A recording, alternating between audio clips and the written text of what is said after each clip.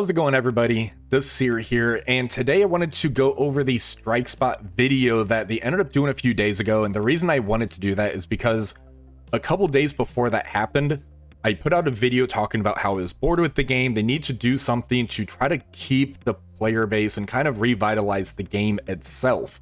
Now, I ended up doing a video with Mobile Gamer on this and Valley Fly-In, so it looked like the sentiment started kind of getting that way across the board. So during the strike spot video they end up doing, they did acknowledge a lot of the negativity and were pretty transparent about a lot of the state of the game mechanics that's actually out there. So I ended up watching this video again. I took a lot of notes during this, and I wanted to go over that with you guys because a lot of the questions that we had were actually answered. The main ones I wanted changed in the game were adding the boss mechanics to other game modes, because that's such a fun new thing that they brought to the game. I thought it'd be really cool if they added this into like Battle World and Tower, which they end up mentioning specifically in this strike spot video. I also mentioned the trials. I felt that the trials were definitely taking steps backwards as opposed to forwards. And in this video, they end up mentioning the red stars for Quasar. They weren't happy with how those were actually distributed to the community. So I'm curious if that's going to start changing when we get to the chapter 2 legendary on how they're planning to do that. I'm hoping that they kind of make it to where there's a reason to actually push on these trials instead of making it a one and done type of thing, because I'd even finished the one for Quasar, which that's the first time I did maybe a 3/4 run, did milestone and chill, and that was really about it. The other thing I mentioned were being a 6-month chase. I think that's very important to this game, to have it to where there's always that end game new character that you're really pushing for. Otherwise, the game gets actually kind of stale in this case. Now, for Valley Fly-In, he mentioned better timing for events. They kind of mentioned the quality of screen time during this. Valley also mentioned more puzzles. They kind of brought that up when they were talking about the negative zone. And Valley also mentioned Crucible being moved back to weekends. There was no mention of this, unfortunately. So I think the Crucible thing is going to be kind of staying where it's at. Now, as far as the Strike Spot Part 1 video screenshot you guys are looking at right now, so they did mention some good things such as the legacy currency, but they actually mentioned more negative things than positive things with this. Now, they brought up the what do you want to improve, somebody just subscribed to the channel, so yeah, or followed. Sorry about that. Yeah, so what do you want to improve? Quasar Red Stars distribution, seasonal currency is behind where they want it to be, and the legacy shop they do want updated. So that were basically kind of set the tone for what this Q&A was going to end up being. After that, people started asking about the Red Stars. There's no plans to update the Red Star store. However, they're working on keeping, like, kind of doing an upkeep for the Elite store, trying to get back to the playbook for the legendary characters. I think this is pretty important, trying to get those Red Stars and Diamonds for characters such as Shadow King, Old Man Logan, stuff like that. They kind of were in hibernation was the phrase that they actually used on those. So I'm hoping and excited they do end up kind of get that portion done. Now, as far as negative zone, they thought the concept was good and it was a hard puzzle to solve. However, tying this to the 2-week leaderboard, they did admit that this should have been more of a one and done, or run it twice for that first time and a timed reward, and then you kind of have a choice to go back in, which I definitely agree with. If it wasn't something that you were kind of forced to go back into, I probably would have willingly done this an extra 3 or 4 times instead of doing it every single day. And because of that, I honestly haven't jumped back into negative zone. There's about 2 weeks left. I've not touched it yet, which is kind of a problem. So I'm glad they actually acknowledged this, then aware the negative zone kind of set like a negative sentiment, negative experience, whatever it is you want to call it. They admitted that was kind of a bad idea for this one, so I'm glad they acknowledged that. The U32 ranking was brought up as well, which I'm glad this was brought up.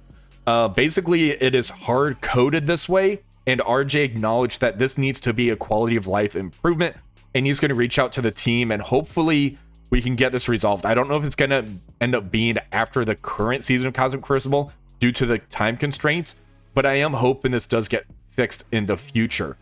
Now, they mentioned easier to get costumes. RJ had a conversation with the team. They're going to make sure we get access to these costumes and the new player experience. They're actually workshopping, basically trying to figure out a better way to get the shop credits for the newer players, because the newer player experience, that does get to a point where you run out of that shop currency, and that basically stalls you because you're kind of stuck in this legacy shop and you don't want to use your intel currency on that type of currency. So they are working on ways to try to improve that.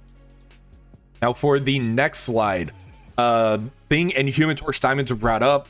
There's events coming in the future. I believe we are already aware of those. I think that was in the blog. There's going to be a new Fantastic Four environment. Probably the Baxter building would be my guess. And July is basically going to be the month of the Fantastic Four. So that's actually going to be pretty cool. I'm looking forward to see what they end up doing with the Fantastic Four team and those tie-ins, because that will end up raising a lot of hype for the game, I feel.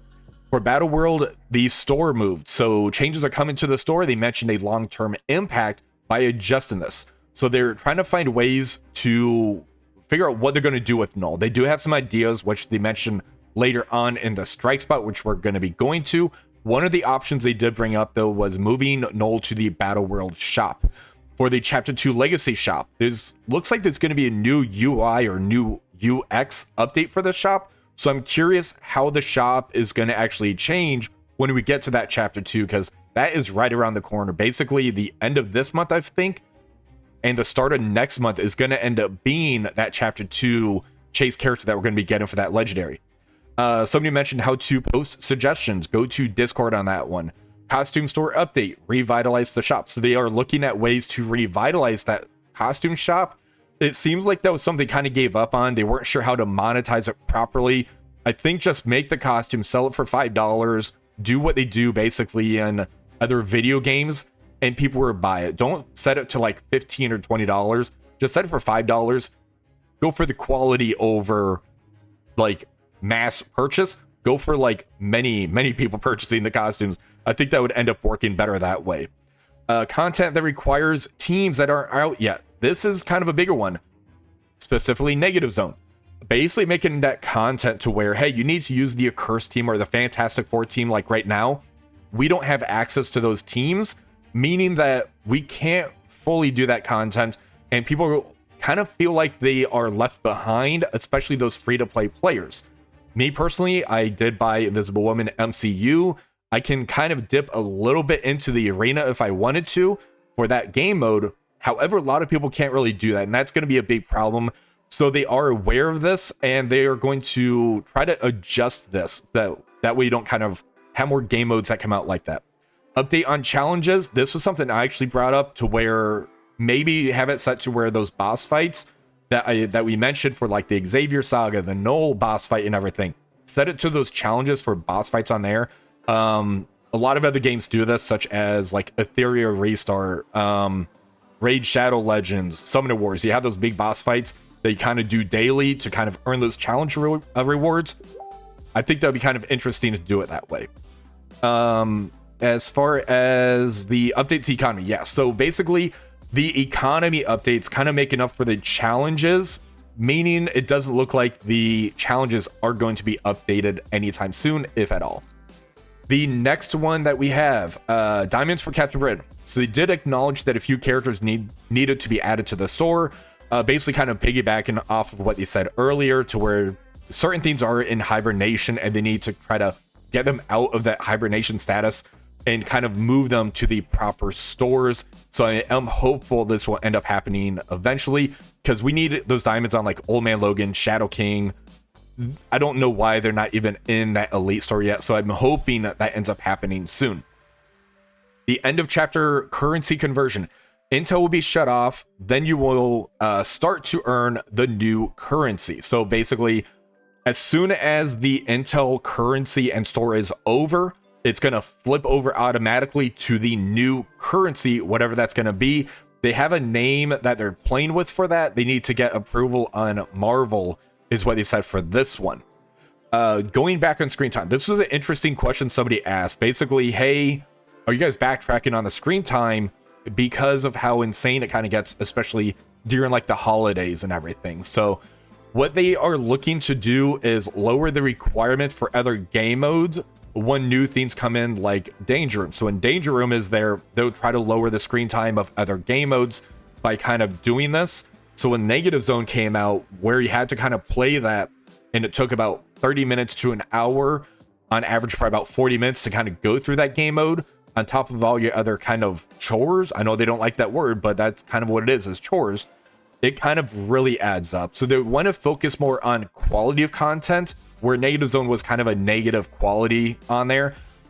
I think this is a reason they made War 2 times a week, as opposed to that 3 days that we previously had, to try to make up for that screen time, so we're not kind of like stuck into it.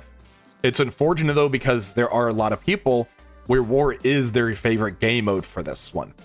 Now, another question that was on here: enough currency to get the new Harbinger characters. Basically, some people are having issues getting these Harbinger characters.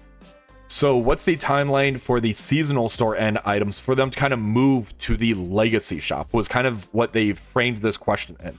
They said this should be an immediate thing. However, G20 and diamonds won't be immediate. Those two things are basically have their own separate timers. So when the chapter 2 kind of starts, it's still going to have the G20 in there. The G20 is not going to be moving into the gold supply store. And those diamonds for like Vigilante and things have their own timer, meaning as soon as that ends, there's no guarantee in that like 20 something days, those are going to the elite store. So that is kind of unfortunate, but I understand why they have their own timer for that. I do hope they slowly kind of adjust what the cost for some of these are in the Intel or that new store is when this ends up happening, because some of that stuff is priced pretty high, and it's kind of holding people back from that Xavier, and it kind of stonewalls you into what you want to purchase. You kind of have to pick a lane. You can't really be like, well, I want to purchase some Helverine, I want to purchase some G20, oh, I want to get this diamond on Hitmonkey type of thing. So that unfortunately isn't going to end up happening, is my thinking. Now this one here I thought was really cool. Rework for Magneto and Dr. Doom. So I end up doing a video where it looks like they teased God Emperor Doom is coming to the game. I don't know if you guys saw that. Check my channel for that one. Basically, in the Xavier saga, they specifically had Dr. Doom mentioning the Beyonder. I did a little bit more research into that because I thought it was really cool. And these Easter eggs are kind of laying are Easter eggs. They're not just like a one-off thing. So I do think God Emperor Doom is going to end up being a thing. And basically, they said they're going to revisit reworks on higher affinity characters, which is really cool. So those are characters like, say, Captain America, Iron Man, Wolverine, those high affinity characters that you really love in Marvel that kind of sucks you in, even Spider-Man. And they said next year they're going to lean heavily into reworks. Hopefully something like Sinister Six is what I'm hoping on by that wording. Now, RJ specifically said, I would say Doom. I don't know if we're going to rework Doom. Magneto, same. I would love to put different versions of those characters into the game, which makes me think more that God Emperor Doom could end up becoming, hopefully, the next Chase character. Maybe. I think that'd be really cool. Let me know what you guys think about that verbiage. Now, the next slide over here, we have Path to Orbs. So if you guys notice, the Path to Orbs kind of gotten nerfed in a sense, so we don't get as many orbs as we have. And they really changed the Path to Orb on Invisible Woman to where it kind of has a pity timer on it, which is pretty interesting on how they're actually doing that. Now, they are looking to pick a character or two that will have the orbs, and they're discussing the value of the Path to Orbs and how to utilize them. So it looks like they're kind of experimenting with these orbs for the character release cadence in a sense. So hopefully they can kind of get their analytics done sooner rather than later. That way if it ends up going bad, it's not going to be too bad for too long, if that kind of makes sense. The next Battle World boss. So they still are aiming for September, but it might end up getting pushed back. So it looks like they want to try to make sure it's good enough, because they're going to be doing bigger changes on Battle World 3. So they're already playing in Battle World 3, which is really cool. They're trying to stay ahead of schedule as far as that goes. Battle World 3 is going to be Q1, Q2 of next year. So as far as the changes, I'm hoping I'm hoping it's good changes and it doesn't feel like Raid 2.0 still. I believe they end up mentioning the thing where you have to kind of set the people out, your characters, and they kind of go on expeditions type of thing. I think that is kind of what they might be working on, would be my guess. I forgot the name of it. I'm brain farting that one. So let's go to the next one. Plans for null shards. They are looking at 2 ways to give the shards for null. The first thing they mentioned was some shop like Battle World, they prefer not to use currency on getting these shards, which makes me think it's going to be more in number 2, which I think would be kind of cool.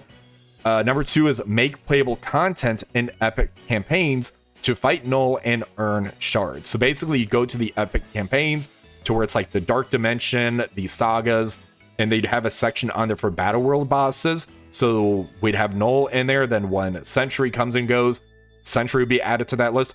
I think that would actually be really cool. So if we want to go back and experience that fight again, for whatever reason, we are able to kind of experience that fight again. So I think that would be a really cool thing to do.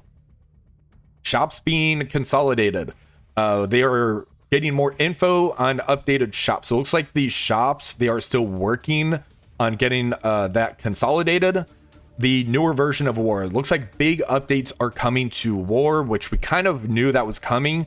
This just is kind of confirmed that's going to be happening. There was a roadmap, which we're going to be looking at later on in this video, which again, roadmap. Scopely has their own internal roadmap, and that's going through next year. So basically they're staying like a year and a half, 2 years ahead of schedule to kind of get things planned in advance, which is good because that means when they start planning these new game modes that's coming out, they already have that on the docket, so they just don't rush and get it out there and hopefully get more successful game modes like Danger Room. I think that was a huge success. Professor X Red Stars, this one here, I think needs to be addressed. They don't have any date on the Red Stars for Xavier, but they do have a plan in place. The issue with this one is when you kind of set that milestone out there and people don't even have at least like 4 Red Stars on you. You're stuck with like a 2-star, 1-star, or even a 3-star Xavier. It feels really bad, especially when you don't know when you're going to be getting more Red Stars on this. So I do hope they kind of acknowledge this and get something out there. Just give Ebby a free 4 red. I would honestly be fine with that myself. And I have Xavier. I have him at that 7-7. Give these guys that 4-4. We'll be much happier for that. All right, so for the next one, we have Sentry tags. So somebody asked if he's going to get the Thunderbolts tag. There's going to be no tag on Sentry. He's going to be kind of like Null. Null at least has the Symbiote tag, but considering no tag on Sentry, I am kind of curious on how that's going to end up working with him. Cataclysm coming back. This one here, the Temporal Cataclysm, if you were an endgame player, you kind of enjoyed the challenge that this brought, and there really wasn't any good rewards to it, but this did end up coming at the same time as Frozen Dimension, where Frozen Dimension, I think, was kind of a flop. So what they end up saying about this is they are discussing bringing this back in the upcoming months with the team. They don't want big rewards attached to this, though, because of how challenging it is, and it is that end game content, and they don't want to hamper those non-end game players. So if there does end up being a reward for this, it would end up being more of a cosmetic thing on there, which I'd be fine with. Throwing a couple extra things on there. If it's actually a skin and not like a shader, like the gold or diamond shader, and it's actually like a costume, I'd be all for that. Host a bigger CC tournament. RG would love this. Basically, somebody wants to see if we get, like, say, a 64-person tournament and kind of up the scale of that, like U16 to 32 to 64. RG wants to discuss if this can be something. Pathfinder mentioned having players versus dev style tournament as well for this, which I think would be really cool to have something like that on there. Now, I do want them to wait until they get the coding fixed for that U32, so you don't kind of break your bracket for that, and you can kind of maybe have it to where you sign up for this too. You click a button saying, hey, I want to enter this tournament. That way, if you want to take that week off, you can take that week off, or you can actually play it. So I think that's something that can really look into for this one. Preloaded turn meter. Frozen Dimension was not fun because of this. Danger Room does not have this, so that is very important. I know some people kind of feel there is that preloaded turn meter in Danger Room, but it's not. It's basically all kit based, like those Superior 6, the Marks for Money. They just kind of go really fast when you get going, and that's kind of what you're experiencing with that one. Reworks for the team. We will find out soon. Pathfinder. Maybe we'll spoil something. There's an Emma Frost on the table on there. So if we end up taking a look at... Where are you? I took a screenshot of this. I will have to come back to that. It's on the last slide also. But yeah, there's an Emma Frost that's on the table as they're having this interview. So I'm wondering if that's kind of a hint at maybe Emma Frost rework for the Hellfire Club. Maybe. More access to G20. Scopely has a distribution model, and they look at how much they give away. The rewards are opening up the bottlenecks. So yeah, I definitely noticed this as well, to where I don't feel I need to purchase as much. I know that's not something you guys like to hear. As soon as you get Xavier, though, you kind of take a few characters up to that G20 mark, and then you kind of get enough set aside to where when these new teams, new characters come out, I only purchase enough for those, which is why I actually did buy that 3 diamond for Silver Sable. So eventually that G20 bottleneck will hit you guys as well. I'm definitely noticing it based on the passes, the events that we're having, the leaderboards. I do think they are opening the bottleneck of that G20. Update to rewards for Raid and War. They are looking to update the rewards for these core game modes. They did also mention chase items on here, such as Quicksilver being in Cosmic Crucible. So I think this was maybe 2-3 years ago. Quicksilver ended up coming out to the game, and he was game changing once you got more stars and red stars on him, to where he was an incredible character that came to the game that all you have to do is play Cosmic Crucible and you basically unlocked him. So they did mention looking at updated rewards, and specifically mentioned chase items and Quicksilver. I think it'd be really cool if they end up leaning into this again. I put on here, have Angela come to the game because she is that kind of a god type of character. Make her go to that war. So as you kind of push higher in war, you start getting shards for Angela. Now, ask chat what characters would work for Cosmic Crucible. Somebody brought up the Prowler for Cosmic Crucible and had that kind of tied to the Sinister 6 Superior 6 team, kind of revitalize them that way. I think that'd be very, very cool. And somebody else mentioned to have 1 Eternal in each game mode. So you have 2 more Eternals to come to the game, 1 in War, 1 in Cosmic Crucible, and you play both game modes to kind of get that. I think that would kind of give a lot more excitement and reason to really push in these game modes, because right now you kind of pick one or the other, and even then some people just kind of coast by and kind of just play the game type of thing. I think that would give a lot more excitement if they lean into something like this. Crossbones rework was mentioned. RJ loves him in the comics, and he didn't really live up to that hype, even though like when the game first came out, Crossbone was very, very good, and he did say we will revisit him. So possible Crossbones rework in the future. Bringing a 3D Hela character, or changing the 3D Hela character to a 2D, which is going to help the screen load time. So that's going to be one of the changes they're going to be making to War. Basically, if you go into the War screen, you can kind of rotate your Hela carrier before you actually load in. This is just going to help the load time, make it a 2D type of image. Somebody asked to share chapter 2 or a chase character coming. In here, the data mines do actually show blast art on here. So right here, like, let me go ahead and jump over to the browser. It's like right here, it says left model Blastar. And right here, you can kind of see some text on here for the dialogue. For Team 6, our enemies are out, they're moving in unison. We need to plan now.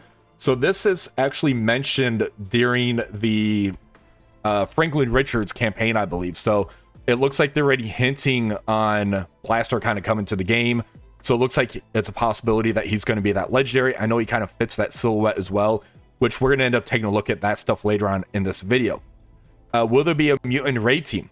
New mutant team is on the roadmap for this year, RJ said. So that kind of tells me Hellfire Club is possibly going to be that mutant raid team. Hellfire Club, we did that vote, and Azazel ended up winning. The other 2 that was voted for the Hellfire Club was Celine and Sauron. So that's kind of interesting there. Game link to Discord. This is still happening, and this is the first mobile game that's going to be getting this. Somebody asked about extra null shards. Scopely is running Battle World more often to get null to 7 stars quicker for those people, basically getting them ready for that Sentry to kind of come into the game, which I am very excited for that one.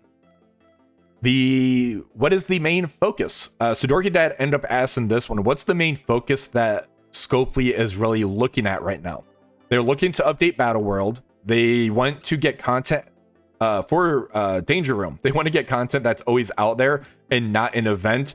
And Danger Room's going to be getting that quality of life upgrade as well. They want to update Raid and War. And later this year, they're dedicating more time into these social features. By social features, I'm really hoping that they're talking more about getting people into like raids or into their alliances, because alliance recruiting can be a huge pain, especially with the game kind of hitting that stale spot. So I know personally my alliance, we had people somewhat leaving. We'd had to fill the void, and even like Updog, his alliance kind of fell apart after so many years, and that was really hard on him. So I'm hoping they get more ways to try to find alliance recruiting in this game. I think that would be a huge one. New teams that you want to be added. RJ said he does have some that he wants, but there's limitations on the Marvel side, which can be a struggle due to the verbiage. Now, one of these would have been like Midnight Suns. That would just why they kind of went with like the Dark Hunters theme, and they end up going with the Night Stalkers theme. There's certain verbiage in Marvel to where it's hard to get that name that we can end up using. Even like we got Young Avengers as opposed to the Champions, I think was another one. Excited for characters to come in. Pathfinder said he wants more Hulks. I want a Maestro Hulk. I think he would be amazing to add into this game. He's one of my favorite characters that's in Marvel, and the Old Man Logan series was just phenomenal with him in it, and I'm glad they're actually doing more stories with the Maestro.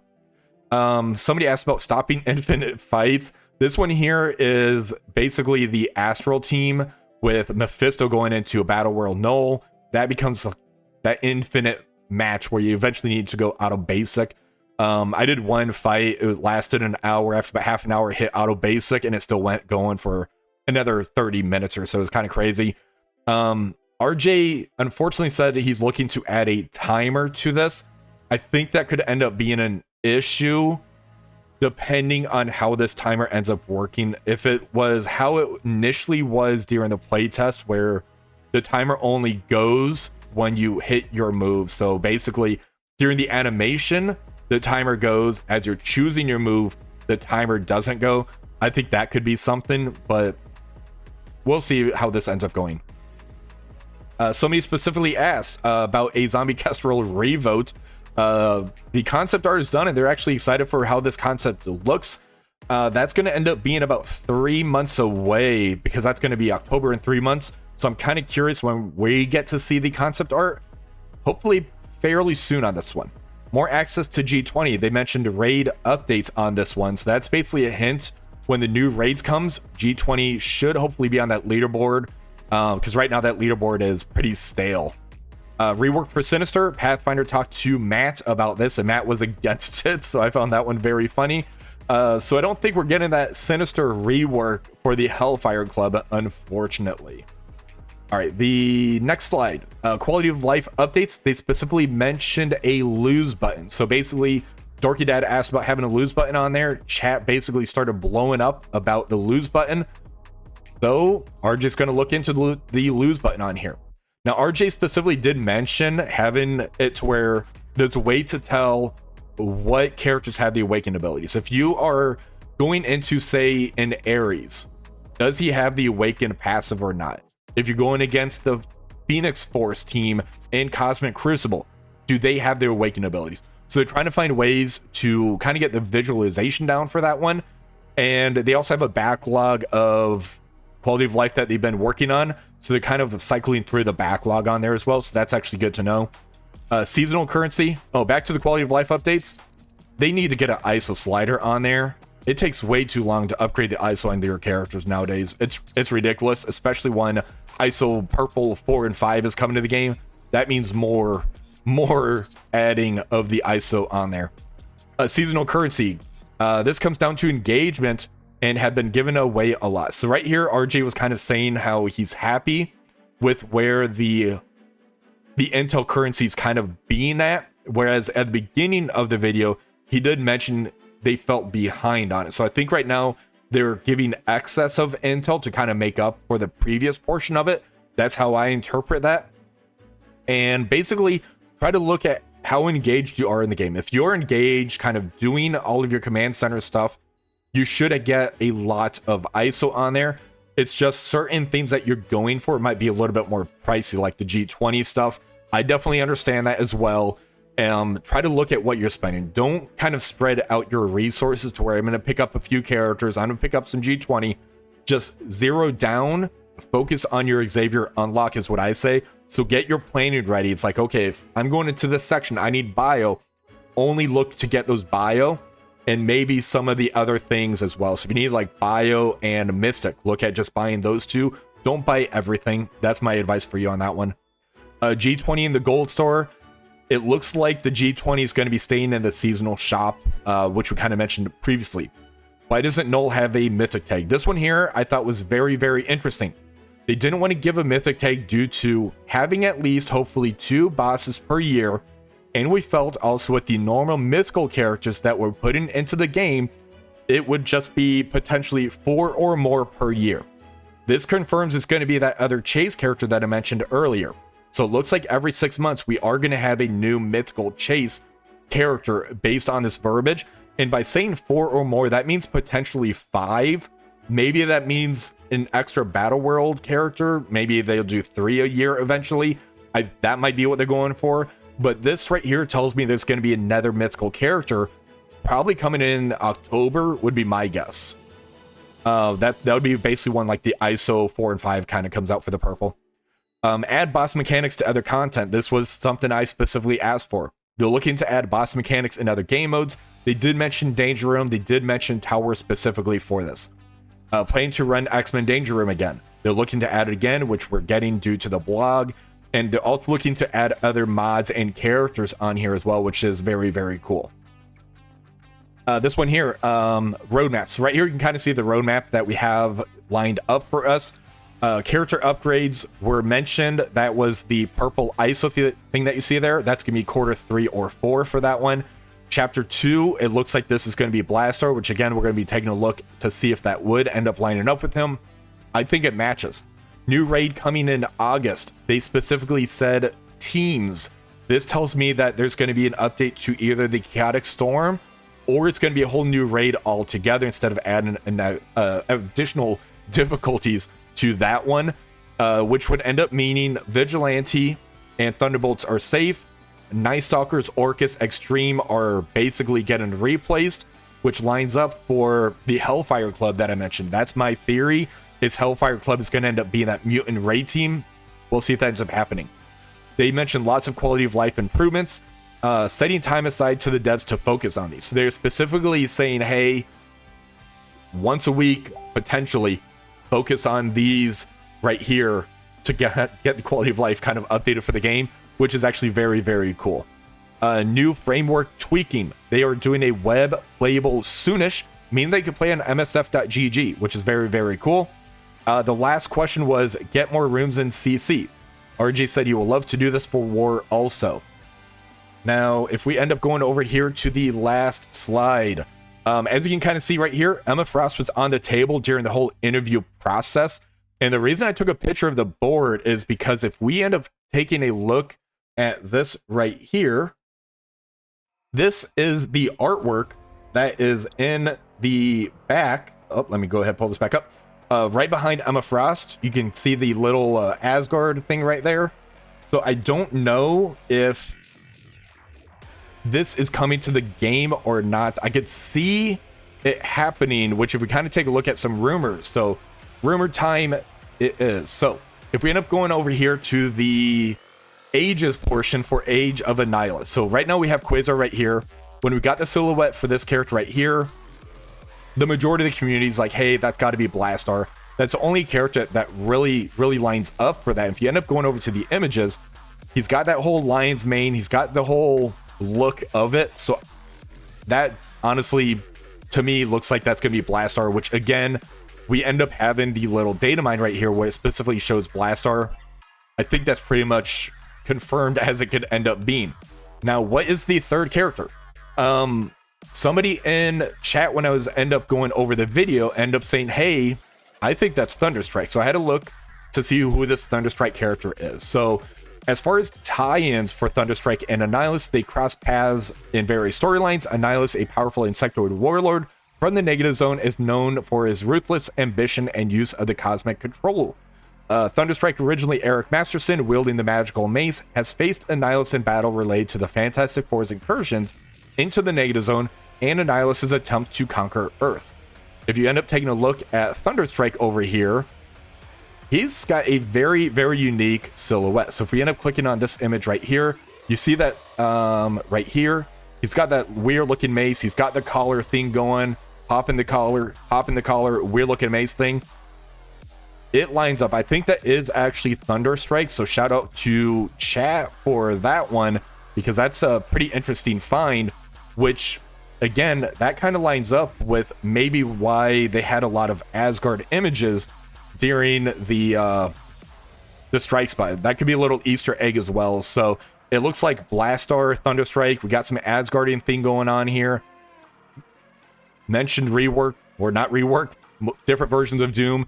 So I think that all kind of lines up, but hopefully you guys enjoyed this video. I know it's a lot to go over, but there was a lot of things when I went through the second watch through, taking my notes for this type of video, because I wanted to see what they ended up acknowledging from my video as far as, hey, I think these things need to change. More people voiced their opinion on it, and they were pretty open and more transparent about that as well. So hopefully you guys enjoyed this video. If you did, please remember to like, share, subscribe to the channel. Until next time, have one for the rest of the day.